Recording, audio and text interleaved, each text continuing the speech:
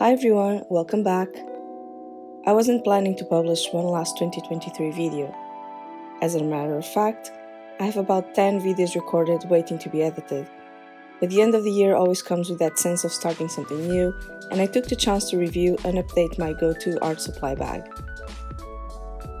2023 has been a very challenging year for me in terms of creativity. I had to find new ways to keep creating, but to keep it super short and feasible.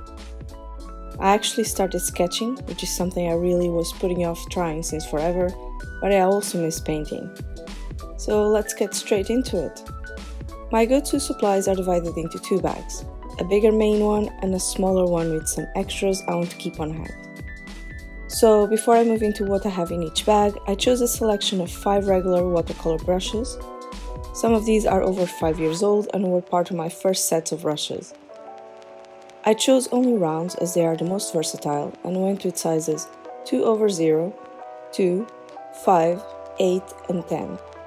I also have a size 6 brush with very bent bristles that I'll be using mostly for mixing or scrubbing, anything that can potentially damage the bristles more than regular painting. All of these are synthetic only bristles. I also have a large lidded jar for my water with a paint puck inside. This helps to clean out stubborn or very staining paint off of the brushes without smashing them against the jar walls or bottom. Not an absolute must for watercolors, but it is brilliant for gouache. Inside the main bag I have a very old paint rag. I also have an artful pencil case. In here I'm keeping washing tapes,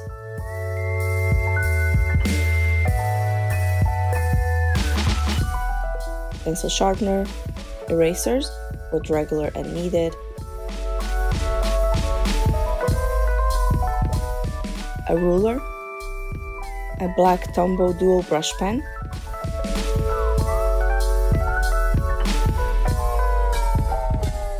three water brushes,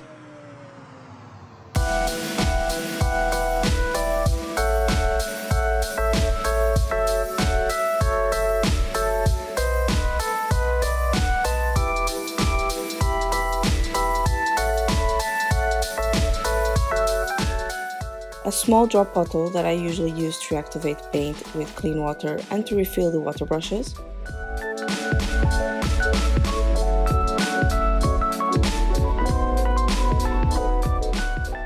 a Winsor & Newton watercolor brush pen in burnt sienna, an Ecoline brush marker in scarlet, a Muji brush pen in grey, 2 fine liners in 0.3 and 0.8,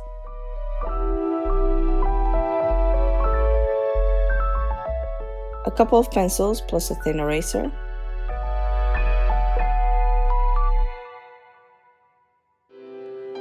a white gel pen, this is the Uniball Signo Broad, and a fun multicolored gel pen. There is also a blue coloring pencil in here that I'm using for my sketchbook. Initially I put 2 watercolor brush pens and Tombow in the main bag, but I moved them to the extras bag when I swatched all of the supplies in my sketchbook.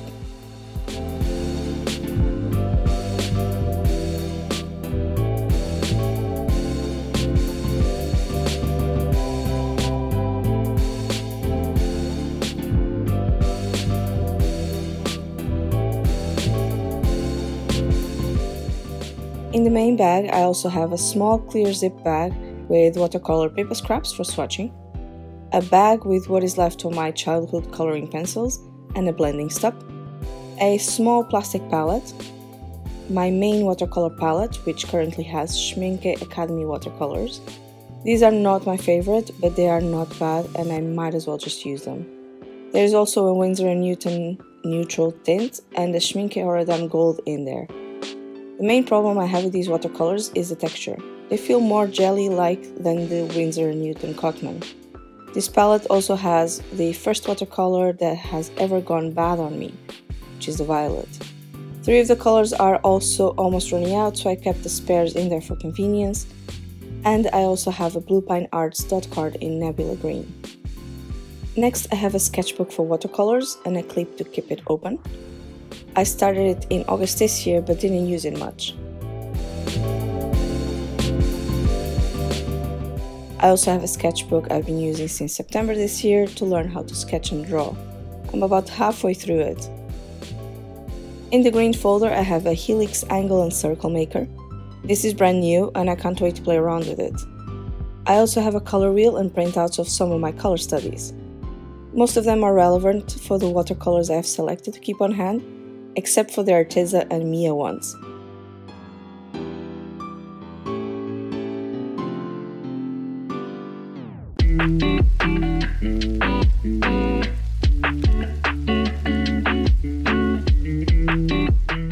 Lastly, in this bag I also have some watercolor paper. Currently I'll be working through the Moleskine watercolor block in A5. My first impressions on this paper is that it's not the best, despite it being 35% cotton. The Eucaline watercolors bleed super easily through it, for example, but it will be good practice for paintings with pigment-based watercolors. That is all for the main bag.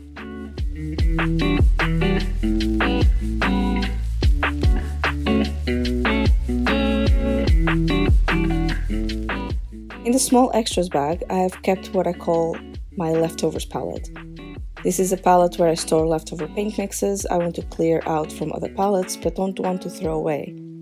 It is currently quite empty as I haven't done any large paintings this year or even a lot of color mixing charts and swatch cards.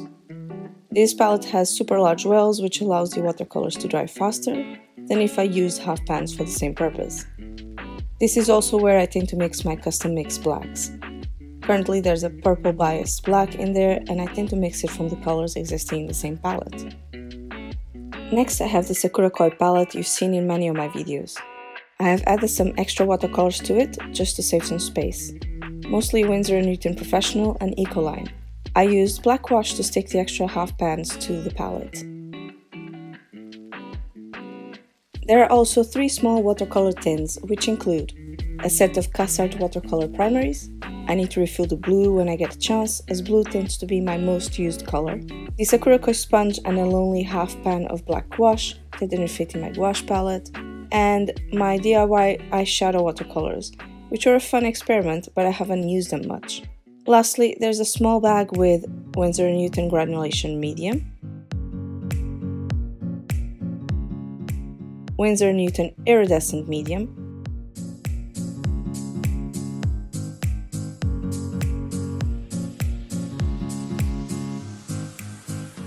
and a set of 4 shimmer calligraphy inks.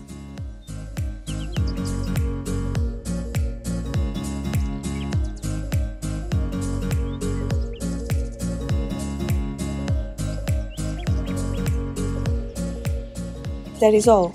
To end this video, I swatched and listed all of my supplies in my watercolor sketchbook.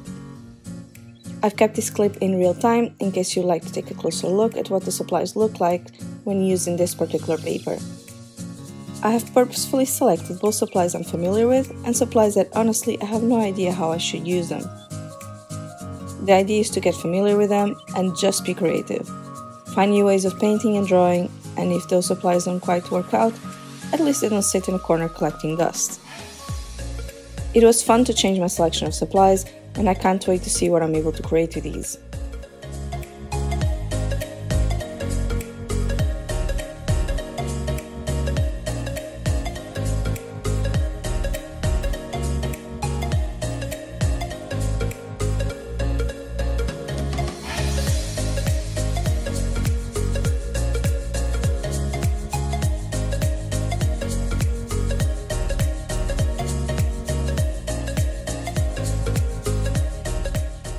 That is all for the last video of 2023. Thank you for joining me today and making it this far into the video. I hope you enjoyed it. Subscribe if you haven't already so that you don't miss out on any future videos from me. Thank you for watching, and I'll speak to you in the comment section down below. Happy 2024. Bye!